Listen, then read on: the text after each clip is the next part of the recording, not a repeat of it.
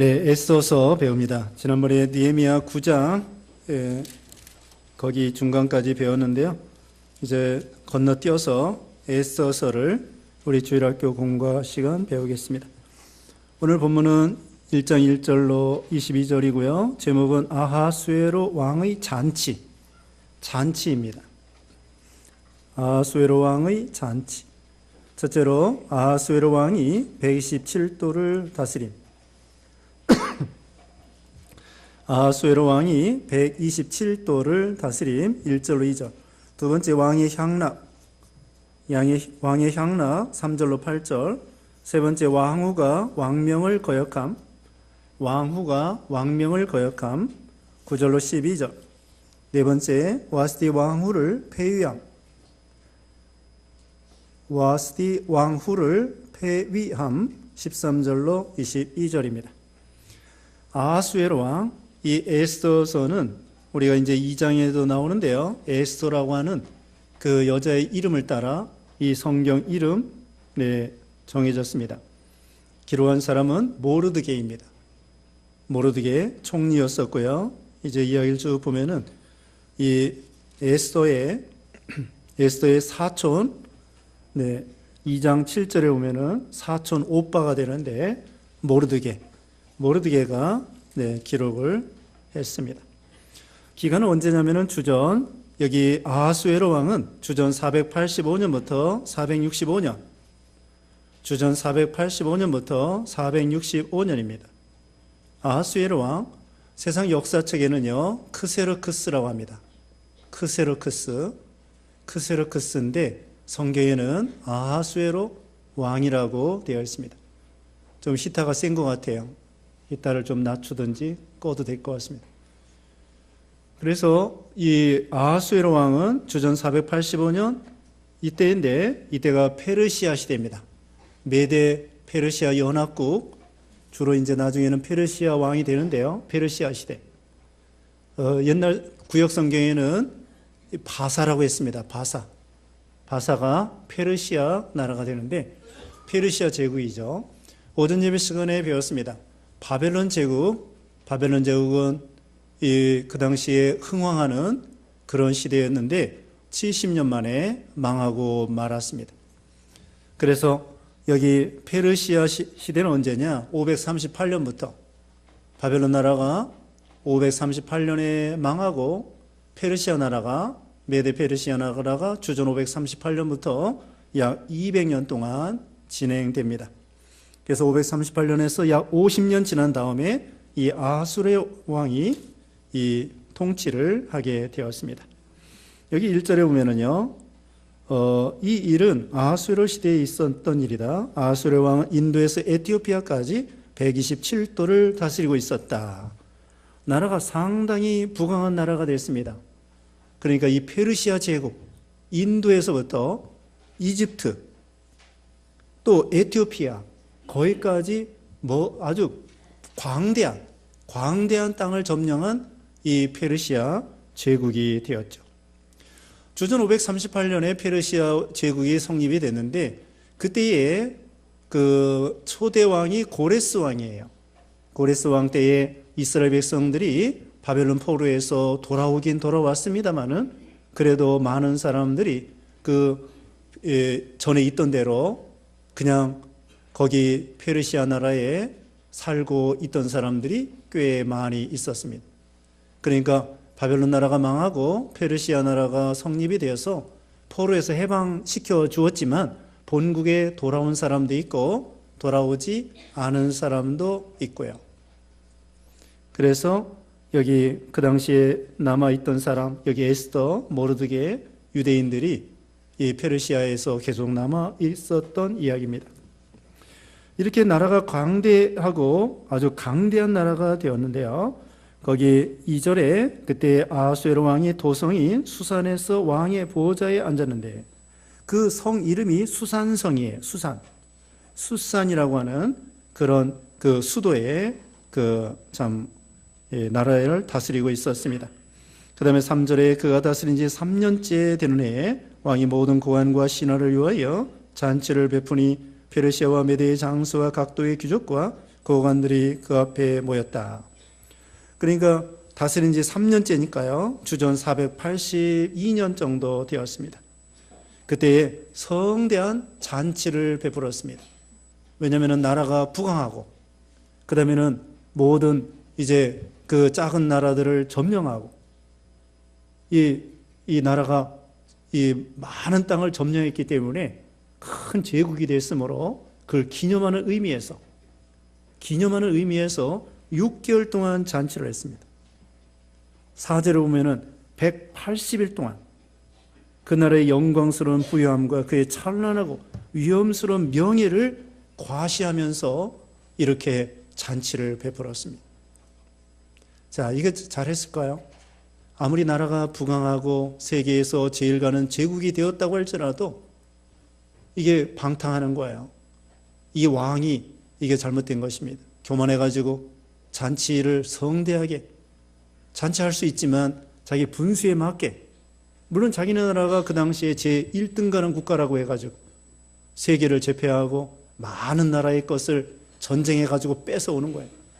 옛날에 잘 사는 방법은 간단해요. 간단하다기보다도 옛날에 잘 사는 방법은 다른 나라 점령해가지고 그 나라 거 뺏어오는 거예요. 1800년대의 제국주의 시대도 그랬습니다. 영국 같은 나라, 스페인 같은 나라, 포르투갈 같은 나라, 프랑스 같은 나라, 네덜란드, 이 유럽에 있는 나라들이 먼저 문명이 발달해가지고는 그 문명의 힘을 가지고 배를 만들고 폭탄을 만들어가지고는 이 미개한 나라 점령해가지고 뺏어 먹었습니다. 그래서 나라가 잘 살게 된 거예요. 그 이전에도 옛날에는 잘 사는 방법이 무엇이냐면은 남의 나라 점령해가지고 뺏어오고, 그 다음에 사람 뺏어오고 노예로 부려먹고, 그렇게 해가지고 나라가 부강해지고, 이 제국주의, 바로 이 페르시아도 마찬가지, 바벨론 나라도 마찬가지입니다. 근데 어느 나라든지 교만하면 망하는 거예요. 페르시아 나라가 지금 생긴 지 50년 됐는데 나라가 부강하다고 해가지고 6개월이나 잔치를 했습니다. 그러니 얼마나 먹고 마시고 방탕하고 이렇게 하면 나라의 재정이 어떻게 되겠어요? 이 당시에는 망하지 않았지만 나중에 150년 후에 페르시아 나라는 망합니다. 여기 술 먹고 방탕하다 망하는 거예요. 바벨론 나라도 70년 만에 망했습니다. 이 페르시아 나라에 의해서. 그런데 우리가 다니엘 5장에 보면은 벨사살 왕이 나와요.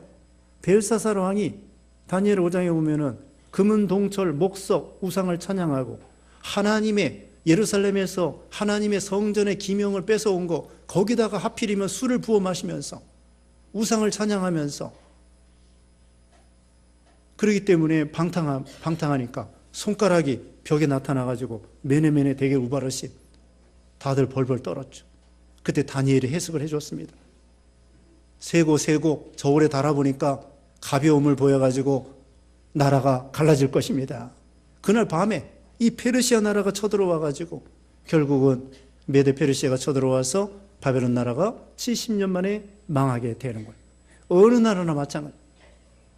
신라가 망할 때에도 그 경혜왕인가 어떤 왕이 포석정 있죠? 포석정, 가자미 모양으로 생긴 포석정에 술잔을 띄워가지고 여기서 띄워가지고 한 바퀴 돌아오면 홀짝 먹고, 또 한 바퀴 돌아오면 이 사람이 먹고 저 사람이 먹고 방탕하다가 후백제 견훤이 쳐들어와가지고는 죽고 말았습니다. 나중에는 경순왕인가요? 나라를 왕건한테 갖다 바쳤습니다. 술 먹고 방탕하고 어느 나라나 마찬가지. 그리고 재정을 너무 많이 함부로 쓰면은 나라가 휘청휘청하는 거예요. 중국 같은 데도 예를 들면 무슨 만리장성 같은 거, 너무 돈 많이 들어가는 사업을, 국가 재정은 예를 들면 1억밖에 안 되는데 2억, 3억의 공사를 하니까 나라의 재정이 빚을 진단 말입니다. 그러면 나라가 휘청휘청하는 거예요.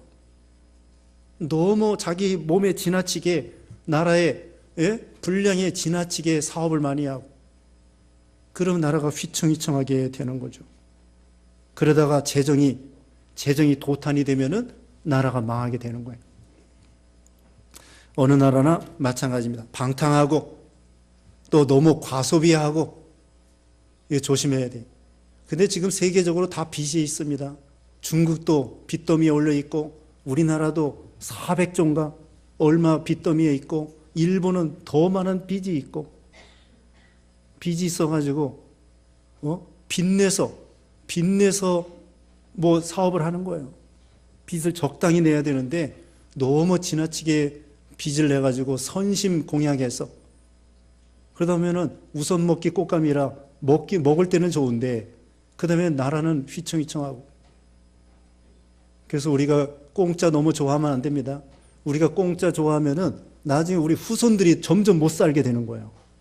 우리는 좀 덜 먹고 후손들이 잘 살게 해야 되는데 우리 때 잔뜩 먹고 빚 얻어서 먹어요. 그 다음에는 우리 후손들에게는 일거리가 없어가지고. 이제 경제 문제, 오전에도 말씀했지만은 경제 문제가 점점 어렵게 될 거예요. 세계적으로 무역 전쟁으로 인해서 점점 세지는 것입니다. 서로 자기네라 물건 많이 팔고 수입은 적게 하고 많은 걸 어떻게든지 달러를 벌으려고 애를 많이 쓰는 거죠. 그리고 앞으로는 점점 이 AI 시대, IT 시대이기 때문에 이것은 수출이 된다고 할지라도 고용이 안 되는 거예요. 고용은 제조업에서 고용이 됩니다. 네? 제조업에서 자동차 만들어내고 배 만들어내고 철강 만들어내고 이런 걸 통하여, 이런 걸 또 제조업을 통하여 이 청년들이 고용이 되는데, 이 IT는 수출이 잘 된다고 할지라도 삼성에서 반도체로 돈 많이 수출한다고 할지라도 고용이 별로 안 돼요. 그때 청년들이 이 제조업 일자리를 통하여 일거리가 많이 생겨야 되는데 이게 점점 IT 산업 때문에 제조업은 점점 시들어지고 그게 고용이 점점 안 되니까 청년들이 갈 데가 없다는 거예요. 앞으로 우리나라도 이 제조업을 통하여 이 일거리가, 고용이 많이 창출되도록 그렇게 해야 돼요. 그렇지 않으면 서비스 산업, 관광이나 서비스 산업을 통하여, 이런 걸 통하여 나라가 좀 돈 버는 시대로 돼야 돼요. 고용이 되는 시대로. 금융과 어떤 서비스 이런 것을 잘 할 수 있도록 해야 되겠죠. 어쨌든 여기는 과도하게 너무 방탕하고 이렇게 해가지고 참 이 나라가 지금은 아니지만 이 방탕한 건 옳지 않습니다. 누구나 마찬가지. 개인적으로도 마찬가지고 분수 이상으로 빚내서 쓰면 안 돼요. 이 경제적으로 어려운 시대에는 좀 전략하고 이자 많이 나가는 거 쓰지 말고 신용카드 많이 쓰지 말고 빚 많이 내지 말고 분수에 맞게 집을 사더라도 꼭 100평짜리 사야 되겠습니까? 100평짜리 꼭 사야 되겠어요? 그 말은 뭐냐? 자기 분수에 맞게 아파트도 사고 20평 살면 어때요? 30평 살면 어때요? 꼭 50평, 100평을 살아야 되겠어요? 자기 분수에 맞게 빚도 없고 그래야 돼요. 사업을 할 때에도 너무 지나치게 빚을 얻으면 안 됩니다. 이제는 유동성 있게 사업을 해야 돼요. 무슨 부동산으로 사업하려고 하지 말고 유동성 자금을 가지고 부도나지 않도록 그렇게 사업을 하고, 개인적으로도 마찬가지입니다. 신용카드, 저는 카드 한 장도 없어요. 카드 쓸 줄도 몰라. 네? 카드 없어요. 우리 집사람도 카드 없어. 현찰로 해요. 현찰로 합니다. 카드 쓸 줄 몰라요. 그 이자 나가는 거 왜 써? 네? 이자 모아가지고 더 좋은 거 사지. 하여튼 이자 내는 거 사지 말고, 자동차 같은 거 살 때에도 할부로 사지 말고 현찰로 사고, 돈 모았다가 현찰로 사는 거예요. 현찰로 사면은 좀 깎아주기도 합니다. 자, 이와 같이 여기 보면은 금은으로 된 긴 의자가 있고, 6절에 보면은 대리석에다가 이거 얼마나 호화찬란하게 그렇게 합니까? 이거 다 다른 나라 점령해가지고 뺏어다가 이렇게 하는 거예요. 그 다음에는 7절에 왕이 술을 풍성히 내리고 갖가지 모양으로 된 금 술잔으로 마시게 하였다. 6개월 동안 잔치를 베풀었습니다. 그랬더니 또 왕후도 잔치예요. 9절에 와스의 왕후도 아수르의 왕이 궁에서 부인들을 위하여 잔치를 베풀었고, 너도 나도 먹자 놀자 그런 시대가 됐습니다. 10절에 일곱째 되는 날에 아하수에로 왕이 술에 취해 기분이 좋아지자 자기 곁에서 시종드는 무만과 비스다와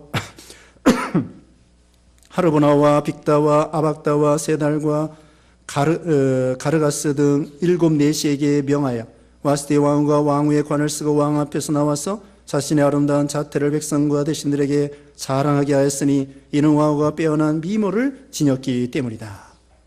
그 다음에 왕이 이제 잔치를 마친 다음에 특별히 그 일주일 동안 또 특별 잔치, 마무리 잔치라는 거예요. 그때 왕이 또 술 취해가지고 생각이 났습니다. 자기 왕후가 너무나 예쁘거든요.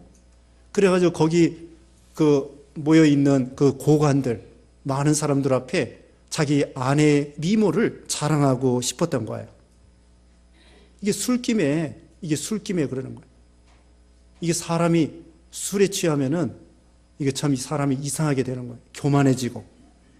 또 그 잠언 23장에 보면은 돛대에 누운 것처럼 참 괴이한 것이 보이고 이게 술 취하면 그렇게 됩니다. 자, 한번 찾아보겠습니다. 잠언 23장에 보면은 술 취하면 어떻게 되느냐. 거기 잠언 23장 거기 보면은 자, 술을 보지도 말라고 했습니다. 포도주. 23장 31절에 너는 포도주를 보지도 마라. 32절에는 그것이 뱀같이 물 것이고 독사같이 쏠 것이며 33절에는 내 눈이 이상한 것들을 보게 되고 내 마음은 허튼 소리를 하게 될 것이고 34절에 너는 마치 바다 가운데에 누운 것 같고 돛대 위에 누운 것 같으며 내가 말하기를 나를 때려도 아프지 않고 나를 쳐도 감각이 없으니 내가 언제나 깨어날까 깨면 또 술을 찾아야지 라고 할 것이다. 술을 보지도 말라고 했습니다. 우리 청년들 여기 앉아 있는데 술을 어떻게 하라고요? 포도주, 그냥 술도 보지도 말래. 술 먹으면 이상한 게 보이는 거야. 이상한 게. 괴이한 게 보이고 돛대에 누운 것처럼 불안하고 사람이 술을 먹고 술을 먹고 술이 사람을 먹습니다. 어떻게 해요? 사람이 술을 먹다가 나중에 술을 먹고 술이 사람을 집어삼키는 거야. 술 때문에 망한 사람이 너무 많습니다. 물에 빠져 죽은 사람보다 술에 빠져 죽은 사람이 더 많아요. 술독에 빠져 죽은 사람. 정신병원에 가면은 알코올 중독으로 머리가 빠가가 된 사람 많아요. 네? 가정을 망치고 그래서 부인이 도망가요. 이혼합니다. 너 알코올 중독으로 살 수가 없어서 한 번 술에 먹으면 일주일, 2주일 밥 안 먹고 술만 먹어요. 알코올 중독하면 그렇습니다. 나중에 손이 떨리고 간이 녹고 술, 담배 먹으면요 만병의 근원이에요. 우리가 술, 담배 안 먹으면요 5년, 10년 더 삽니다. 술, 담배 먹으면은 다른 사람보다 5년, 10년 일찍 죽어요. 술 때문에 음주운전 해가지고 남의 가정 망치고 음주운전해서 자기가 죽는 건 이해가 가요. 근데 자기는 안 죽고 남을 죽이더라고. 음주운전하는 사람들이. 이게 얼마나 이게 사람이 이게 음주운전하는 사람은 아예 감옥에 가둬야 돼요. 살인 미수죄예요. 살인 미수죄. 그걸 엄격하게 해야 되는데 예? 너무 그냥 법이 물러가지고 이렇게 봐주고 저렇게 봐주고 또 운전하고. 자, 술 보지도 말라고 했습니다. 그래가지고는 자기 아내를 자랑하고 싶었어요. 너무나 예쁘니까. 이것도 잘못된 거야. 아니 왕후가 그런데 나와가지고 자기 아내 미모 자랑하라고 그러려고 왕후를 세운 게 아니에요. 왕후는 국모라고 하고 백성들의 어머니라고 하는데 백성들 앞에 놀이가 되고 자랑거리가 되고 교만하고 무슨 미스 코리아처럼 그렇게 앞에 나와가지고 자랑하고 그런 위치가 아니라고요. 체면이 있고 그 권위가 있는데 왕후는 권위가 있어요. 근데 이 왕이 술 마셔가지고 정신이 이상해져가지고는 생각이 삐뚤어져서 내 아내를 자랑해야 되겠다. 미모를 자랑해야 되겠다. 그렇게 해서 오라고 했는데 이 와스디가 왕후가 안 가겠다는 거예요. 왕의 명령이지만 창피하기도 하고 권위가 떨어지기도 하고 거기에 자기 마음에 내키지가 않은 거죠. 아무리 왕이 자기 남편이 오라고 해도 아니 지금 자기가 무슨 미모를 자랑할 때도 아니고 왕후의 권위와 또 창피한 마음도 들고 부끄러운 마음도 들고 또 체면도 있고 어쨌든 자기 남편 왕의 명령을 거스렸어요. 자, 이건 잘한 걸까요? 어쨌든 이 자기 입장에서는 이해가 가지만 그러나 또 한편으로는 왕의 명령인데 그걸 거스리는 것도 또 한편으로는 옳지 않은 것도 같고, 왜냐하면 어쨌든 큰 죄는 아니기 때문에 그 남편에게 복종하라 그랬잖아요. 물론 자기의 마음에 들지 않지만 그래도 왕의 명령인데 큰 죄가 아닌 이상 남편의 말을 순종하는 거, 복종하는 거 옳지 않은가?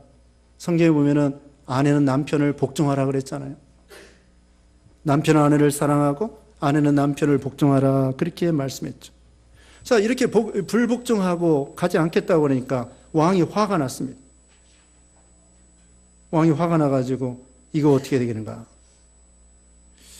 그래서 여기 12절입니다. 12절에 그러나 와스대 왕후가 내시가 전한 왕의 명령대로 오기를 거부하였으므로 왕이 매우 진노하였고 분노가 그 속에서 불붙들하였다.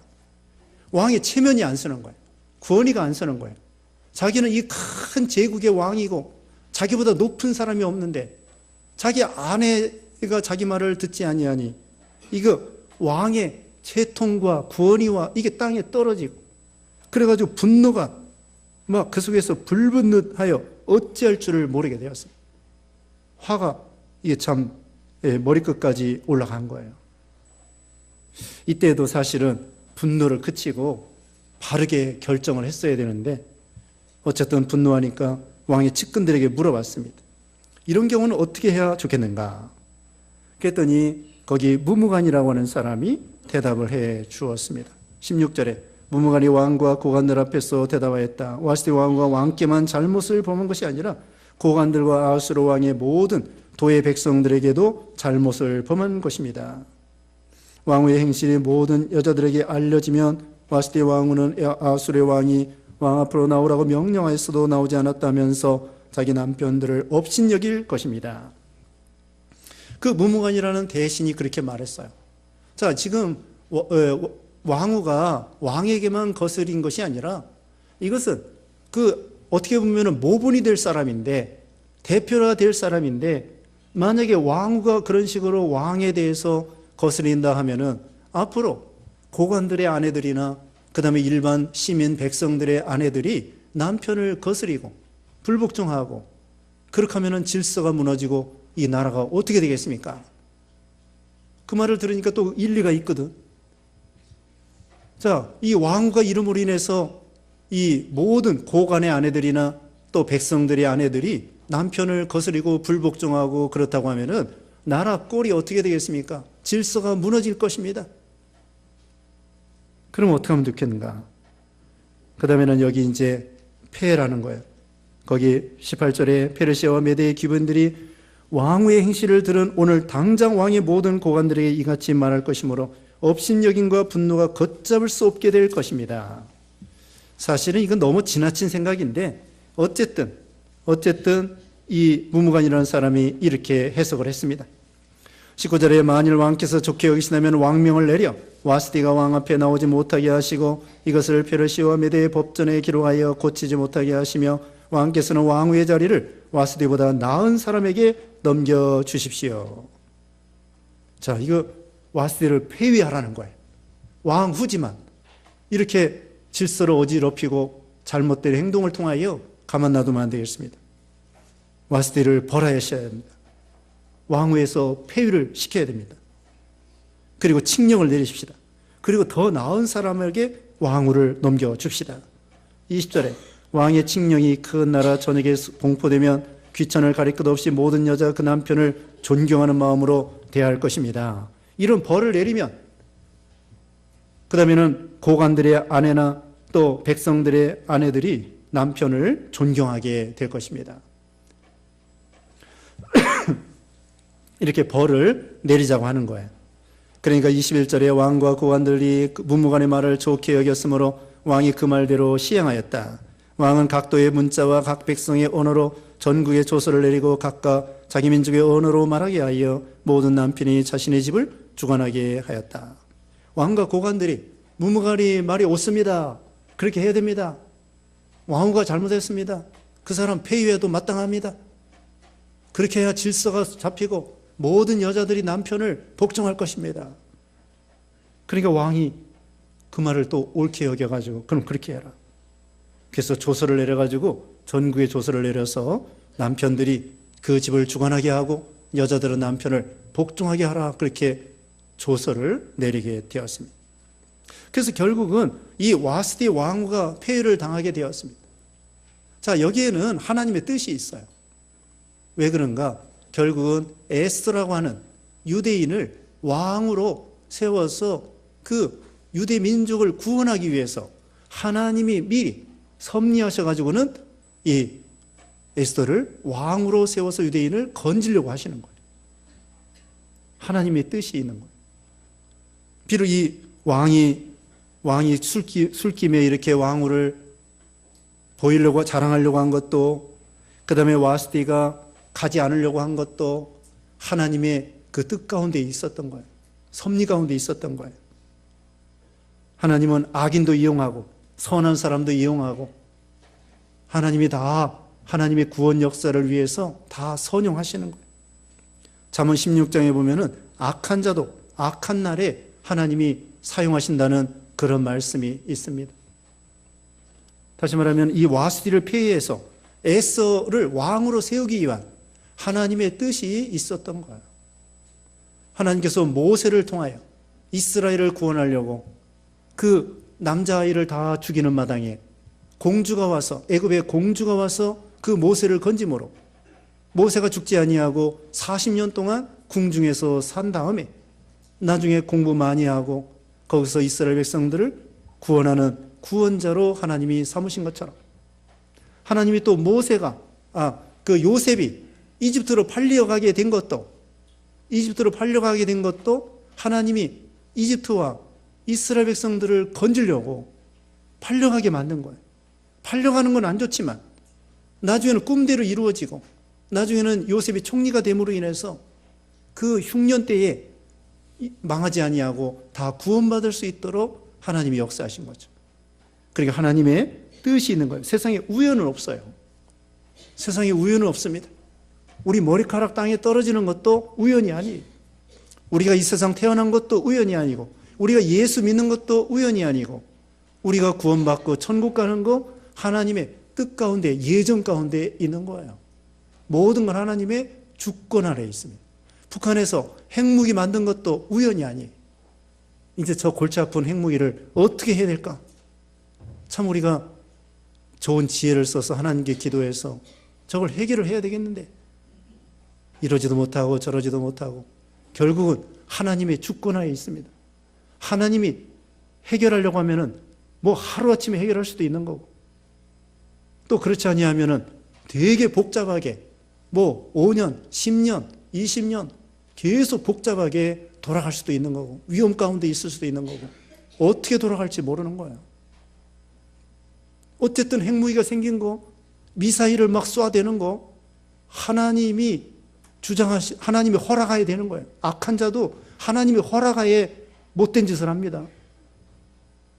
네?